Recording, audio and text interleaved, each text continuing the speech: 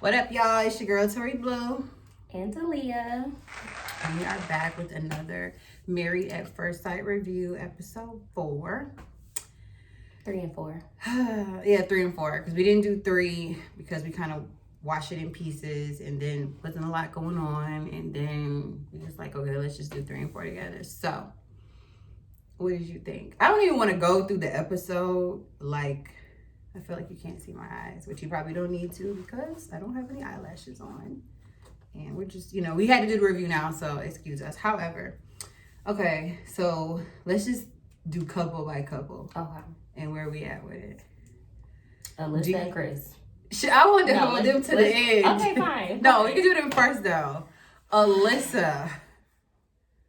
She should just tell him that she finds him ugly, and then he will understand why everything is a problem. Because there's no reason for every single thing to be a problem unless you genuinely just find this person ugly. No, I think the only justification would be if something happened off camera that we are not seeing. Well, because it's not adding up. Right. The math ain't math. And you ain't even met this man or been around this man for 48 hours and you act like he is the most disgusting, vile, pitiful, bottom of the shoe, booty hole. Like you act like this man is trash. But she did say that when they were on the elevator, she was like, he said something like, I'm just Alyssa's little side kick or something. And she said that was like really condescending and she really hates being around people like that.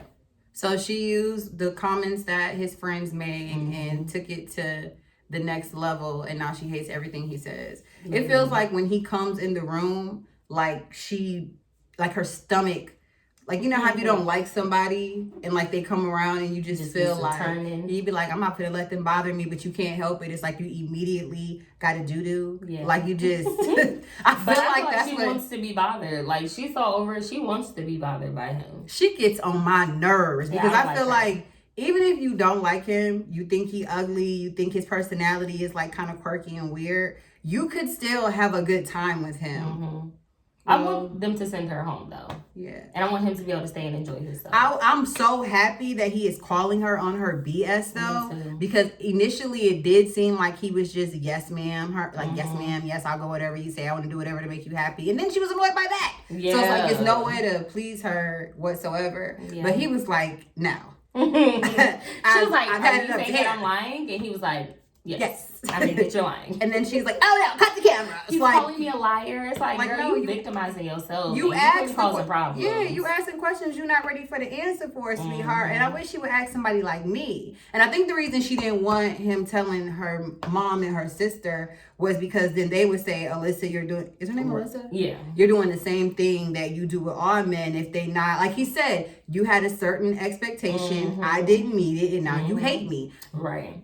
At least he gets it. Yeah. And I don't know who she thinks she's fooling, but you're not dealing with a 21-year-old. That is an old man. He been around the block. Like, okay. Grown. But it was very weird to me that she was like pissed that he talked to her mom and sister about it. And was like, that's disrespectful. Like, what was he supposed to do? Lie to them? He was supposed to sit there like, everything like she did, right? When she went to meet with his family. No, what she did was disrespectful, and that was very awkward. Yeah. It was like, just be real. Yeah, you're not gonna get any real results if you're not being real in the situations that they put you in. Exactly, and Chris has been himself for a very long time. He's probably dealt with very many women who thought he was vile. I think he's way older than he is. No, I'm just saying, but if you over 30, 35, 32, 33, you know yourself or you have some idea of how people have reacted to you when they meet you. Right. And I'm sure she's not the first person and probably won't be the last since that doesn't look like that marriage is going to last. That may find him vile, disgusting,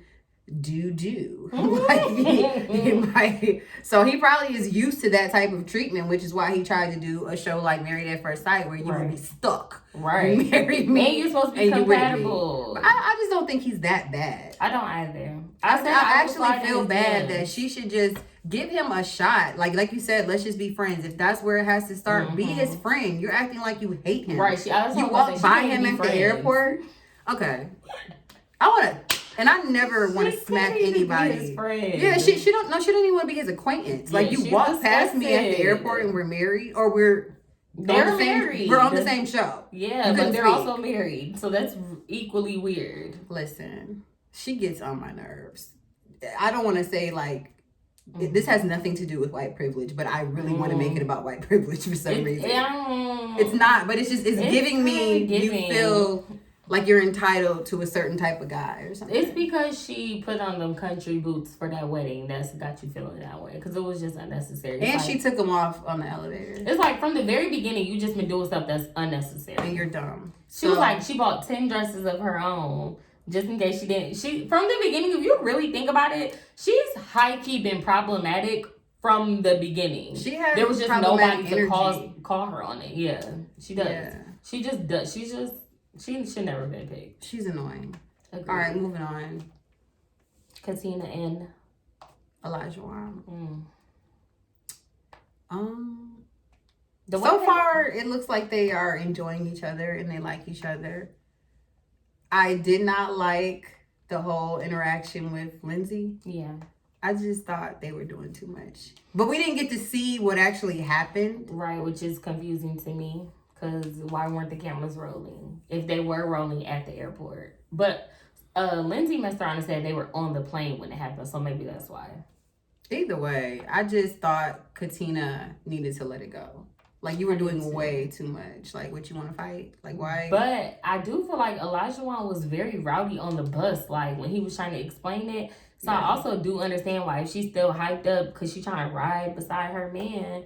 And then it's like it was like a bipolar switch. Like, he just was like, yeah, I'm not mad about it anymore. And Katina's still a little 38 hot. Yeah. No, but you know what's weird? Fight. I don't know, because like it's kind of like if you have one couple who's like lit and want to fight and want to get, you know, somebody face, and you got the other one that's like, nah, just calm down, it's all good, okay. But then you could also have those situations where it's like they both was trying to get lit, so y'all doing too much, right? But I have been in a situation where like I was like young and I was like kind of getting lit. Yeah, this is definitely last year. Oh my goodness. I was just like annoyed with this whole waitress thing. And then like PC was literally just sitting there like, so it made me look even dumber. Yeah. So I don't know what I wanted Katina to do. I wanted her to ride beside him, but I just felt like they was riding very hard for something that seemed like it just was not that deep from the beginning. So I don't feel like he needed to like react and keep it going, especially when if all it took was Mark. Is his name Mark? Yeah. If all it took was Mark to come hug. The second Mark walked up, Olajuwon apologized. So it's like, I like that about him though. I did, but I was confused. But I just felt like maybe he realized Katina was going too far. So he had to be the person to just kind of level it out. Or maybe you don't want to be that ghetto couple. Yeah. Or maybe a matter of, which I have been in situations like this, where it's like, even if I do feel like this person was justified in what they were doing, like, I don't want it to affect the partner and, like, the relationship I have with them. So, like, I'm sorry that this had to happen with your wife. You know what I'm saying? So, it's like, he didn't want no problems with Mark. But the weird thing about it is it's like the second Mark threw her under the bus and was like, yeah, Lindsay's real up here all the time. Yeah, it's like Olajuwon was like, yeah, I don't have a problem with Lindsay. Like, when he's like, I haven't had Lindsay come apologize. I'm like, who is you? like, what? And thankfully, Olajuwon said, no, I don't want that. But I did think that he did that because he didn't want to look like that couple. And Katina was definitely willing to look like that couple. She was not concerned about looking like that couple that's ready to fight. Yeah, she didn't care. She wanted y'all to know she wasn't playing. Yeah, she's riding for Olajuwon. I'm looking forward to seeing what happens in their dynamic, though, because even though I think Olajuwon is a little lying, cheating, sneaky, little manipulative, and I don't really know, but I do think that he may have many layers, and we're going to continue to see him uncover them, be it for the camera or be it for real. I am interested to watch. Can we please address Katina's friend that was grilling him at lunch? And I was like, well, what are you really here for? What are you really here for? And Elijah. Oh, the gentleman. Yes. That's the kind of friends you need. I agree. Yeah. But it was so awkward. It was just like, and then which I understand they had lives before each other, but for Elijah to tell Katina, and Katina be like, well, yeah, he's like my protector. I just was like, this is awkward. I didn't think it was awkward. I thought it would make for good TV. I'm like, this is awkward. You just told your husband that this man is your protector. Well, she probably said he's always been. She didn't say he always been. She said, well, yeah, he's been my protector. Okay, well, now you are. And I think Elijah felt like, I gotta get him out of here. Y'all seen you on that one?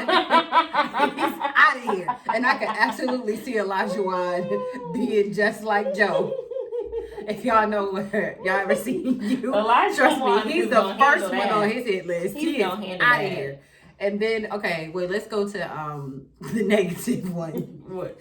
He had me so full. Ooh. I forgot his name. I thought if I said the negative one, you would know.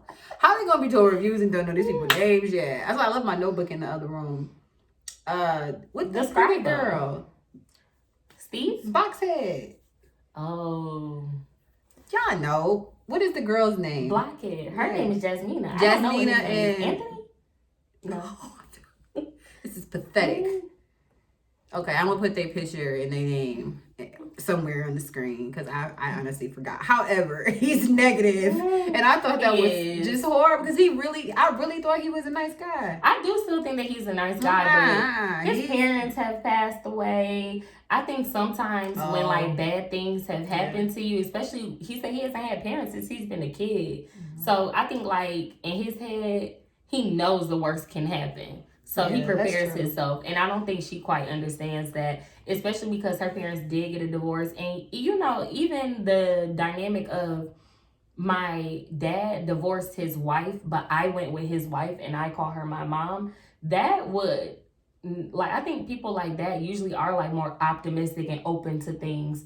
Whereas if just both my parents is dead, I think it's easy to kind of be, like, a little pessimistic. That's very true. But I do think that's something that you have to work through. I don't know if you should go through life just expecting the worst. No, yeah, he has to work through it. But I just want her to, instead of getting frustrated, because she had like take it personal and like, I don't live my life like that. It's like, okay, but understand why he does. He a blockhead. He got it hard. I don't know, but his energy gave off peace, serenity, like calmness. Yeah. Like she could, like if he was with Katina, I feel like he would have been like, it's all right. Right, calm down. But actually, he'd have been like, I expected this to happen. I knew someone would just have some type of conflict. And I figured, you know. But he probably still, but because he expects the worst, he probably would handle it better. I think Elijah and Katina also reacted that way because it was really caught off guard. It was like, what is going on? But Blockhead is prepared for the worst. So he probably would have just handled it like, okay. Like, very chill. I don't know, but now I'm really interested to get to know him better. Like, I'm ready to watch him on camera. He hasn't really said too much. He hasn't really given too much. But after that, it's like, ooh. Yeah. Especially with Jasmina getting all upset. Like, now I need to see how do y'all come back from this. Yeah. Because she was like, I wasn't expecting to have our first argument within, like, the first 48 hours. Right. And in my head, I'm like, y'all not arguing. This not really even a disagreement. I think y'all I feel like y'all just learning each other. Yeah, but I do think it was very awkward and was somewhat of an argument. I feel like it was awkward because of Jasmina, though, because I feel like he was saying, I did expect this because you can imagine X, Y, and Z. And she's like, I'm not living my life like that. And this, like, taking it so personal. It's like, baby, he's just saying how his mind works. He's just letting you know how his mind operates. But could you imagine having to be in close quarters with someone who thinks that way? For all the 24 hours? No, for the rest of my life, they're married. Like, if I knowing that I'm not going to say consciously you're always thinking, oh, we get in the car, we're about to crash. I'm not saying that, but the fact that I know you are a ball of negativity sitting next to me, I don't even think I would want you by me. That will make me leave the room too. I feel like I agree with him when he was like, I'm not negative, I'm a realist. No, because you could be a realist and think that good things are going to happen. I don't think that he thinks only bad things are going to happen. Now you're giving me big Jasmine vibes. His sister said that he's a very negative person. Like, he always... So, I'm going to have to roll with Jasmina on this one. You can be with Blockhead. I'm on Team Jasmina. I'm on Blockhead side. Who else is left? Isn't there one more couple? Noi and Steve, my fave. Really? Yeah, because I just feel like their connection, other than Steve not having no job, And he don't really seem pressed to get one. And I just kind of feel like when you have a wife, whether they gonna start a family immediately or not, like, come on, we need some stability. But I think what we're missing, I think that we're getting it that he doesn't have a job, but he does. I think he has money from freelance work, especially right now during COVID. That's what people who work. Yeah, saying. so I think that they're still saying you need some type of stability, but you might make more money. And then you can always get a job, especially right now. Everybody's hiring, so it's like I don't know that. But explain that to us. Like, explain it in a way that's like, I'm not unemployed. I feel like I just don't have a current contract. You should have had a contract. He might have a current contract. He just doesn't have a place he's clocking into, a place that's giving him benefits. He did not say that, but I feel like he was getting at that. But I was concerned when his dad even brought it up. It was kind of like. That and then he made it seem like money. It made me feel like he gets jobs and quits them all the time. Okay, that could be the case. Because some people are like that. Mm-hmm. They are not stable when it comes to work, and that's okay as long as you got a bag. That's not okay to me. I think so. I've been at the same job for 8 years. I don't know. I just don't feel like that's okay. If you want to work, but if you're self-employed, which could be contract work or consulting, or so if you consistently have contracts, cool. I think, but you eat, pray, loving, like Noy's sister brother said. I don't have time. Sriracha. I was here for sriracha too. I was too, because Sriracha wanted to know the tea immediately and wasn't playing immediately. So what's good? Yeah. And I'm looking forward to the upcoming clips with her saying she thinks she's falling in love. Mm-hmm. And something, I forgot what they did, but something had me like, yeah, this season is actually on the up and up. Because for a minute, it was, they always start off kind of boring. Katina checking Lindsay on the yacht. I don't know. I don't really care about. I like to see the couples dynamics and how they change. Like Katina checking Lindsay, save that for Bad Girls Club or Love and Hip Hop. Katina may have been on Bad Girls Club. I need to look her up. Katina is giving me Bad Girls Club gives vibes. that she's been on there. I'm ready for her to take her wig off as well, because I feel like it's really not a big deal. We know that that's a wig. I thought that she was gonna take it off when they first night together. She tied that. She grabbed all that hair, and I actually thought she woke up looking like that, and then she was like, she has on makeup, and I was like, oh, yeah, no. And I'm ready for that. Either way, I'm looking forward to next week. Yep. This episode 4 was pretty good. I think they did a great job of giving us a little bit of drama, a little bit of love, a little bit of, let's see how they're starting to change. It's starting to unravel. Masks are coming off slowly but surely. Right now, I'm saying the couple that will stay together, Noy and Steve. I definitely think it's Noy and Steve. I love them. Everybody else is just... Once Lindsay finds out that Mark was kind of like Two-Face. Once he tells her that to her face, because that was on the previews too, where he straight up was like, listen, you're always up here.